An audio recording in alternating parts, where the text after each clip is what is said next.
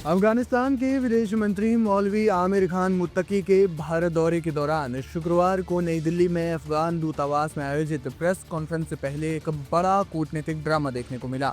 शुक्रवार सुबह अफगान दूतावास में मुत्तकी की प्रेस ब्रीफिंग से पहले तालिबान समर्थक स्टाफ ने बैकग्राउंड में लगे पुराने अफगान गणराज्य के तिरंगे, जो कि काला, लाल और हरे रंग का एक तिरंगा था, उसको हटाने का प्रयास किया।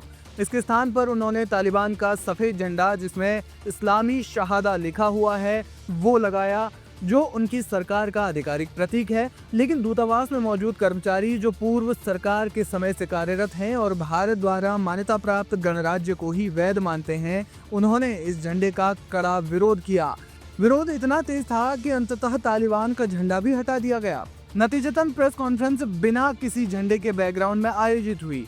यानी कुल मिलाकर तालिबान सरकार के जो समर्थक थे वो आए, उन्होंने पहले से ही लगे अफगानिस्तान गणराज्य के, यानी कि पूर्व की अशरफ गनी सरकार वाले झंडे को हटाया और उसके बाद अपना तालिबान का झंडा लगा दिया। लेकिन पहले से ही वहां पर जो स्टाफ मौजूद था, जो कि पुरानी सरकार के समय से दिल्ली में मौजूद है, उन्होंने इसका विरोध किया और अंततः दोनों झंडे नहीं लग पाए।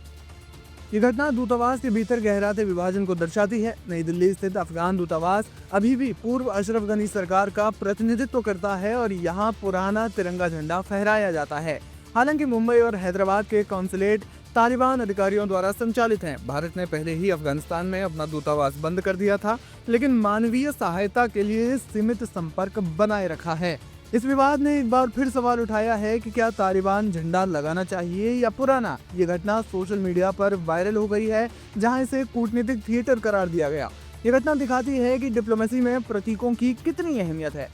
झंडे के विवाद के अलावा प्रेस कॉन्फ्रेंस में महिला पत्रकारों को प्रवेश न देने पर भी हंगामा हुआ। भारतीय मीडिया ने इसकी कड़ी आलोचना की। इसके अलावा बैकग्राउंड में बामियान बुद्धा की तस्वीर, जिसे तालिबान ने 2001 में नष्ट कर दिया था, इस पर भी विडंबना पैदा हुई।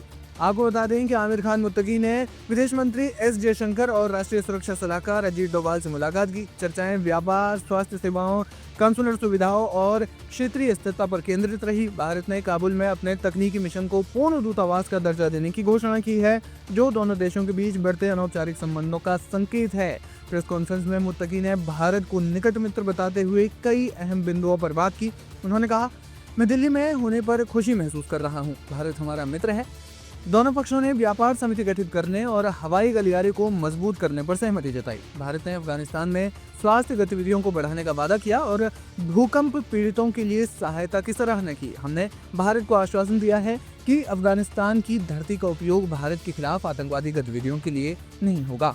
मुत्तकी का दौरा भारत अफगानिस्तान संबंधों में एक नया अध्याय शुरू करने की कोशिश है। भारत की तालिबान के प्रति सतर्क कूटनीति और क्षेत्रीय स्थिरता पर जोर भविष्य में दोनों देशों के बीच सहयोग की दिशा तय करेगा।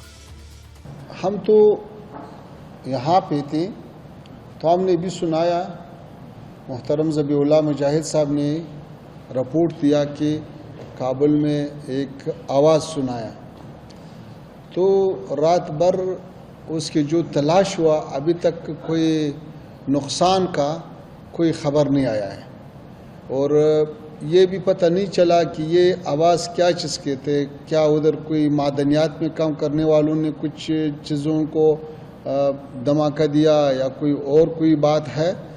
अलबत्ता सरहदी इलाकों में जो हमारे दूर दराज इलाके हैं, वहाँ पे कुछ अटैक हुआ है।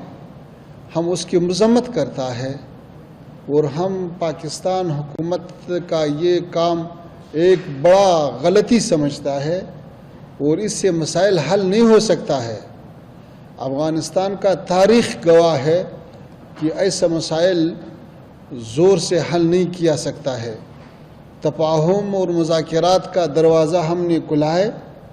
तफाहुम होना चाहिए और जो मुश्किलात जिस ममालिक के अंदर है वो अपना मुश्किलात खुद हल करे। जब अल्लाह ताला ने 40 साल के बाद अफ़गानिस्तान को अमन दिया, अफ़गानिस्तान को तरक्की नसीब किया, इस पर कमनीति नहीं होना चाहिए। अफ़गानिस्तान भी इस खित्ते के एक आज़ाद मुल्क है जब उधर अमन आया है तो फिर लोगों को क्यों तकलीफ है? ये अफ़गानिस्तान का लोग भी हकदार है, इंसान है, मुसलमान है, बशर है, ताकि इसी 4 सालों में जो सहूलियात आया है, जो अमन अमान आया है, जो तरक्की आया है, जो इक़्तिसाद और दूसरे शोबों में बेहतरी आया है, उसको और भी फ़रोग़ देना चाहिए। अफ़गानिस्तान में अमन और तरक्की ये सारे ख़िते के खैर में है। अफ़गानिस्तान, आपको पता है कि इस ख़िते में वो इत्तिसाल और ट्रांजिट और इक़्तिसाद का एक मरकज़ बन सकता है।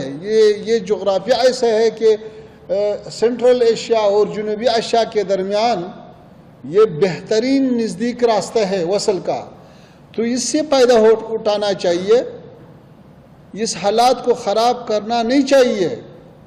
हम जैसे हिंदुस्तान के साथ अच्छा ताल्लुकात चाहता है, पाकिस्तान के साथ भी अच्छा ताल्लुकात चाहता है, लेकिन ये ताल्लुकात दोनों तरफ से हो सकता है, एक तरफ से तो नहीं हो सकता है।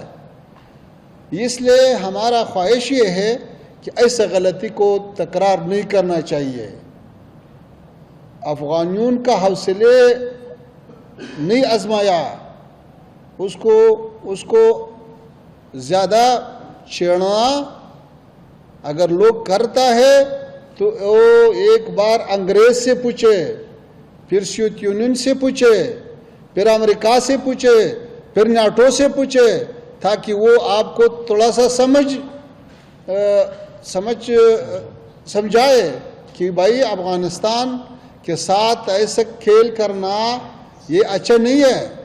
अफ़गानिस्तान का लोग, अफ़गानिस्तान का हुकूमत, अफ़गानिस्तान का जो मौजूदा सियासत है वो मुतवाज़िन सियासत है, वो सुलहामेज़ सियासत है, वो बिरादरी चाहता है, हम इक़्तिसादी रवाबित चाहता है, हम डिप्लोमेटिक रवाबित चाहता है। जब डिप्लोमेटिक रवाबित मौजूद है तो वही रास्तों से मुश्किल हल करना चाहिए।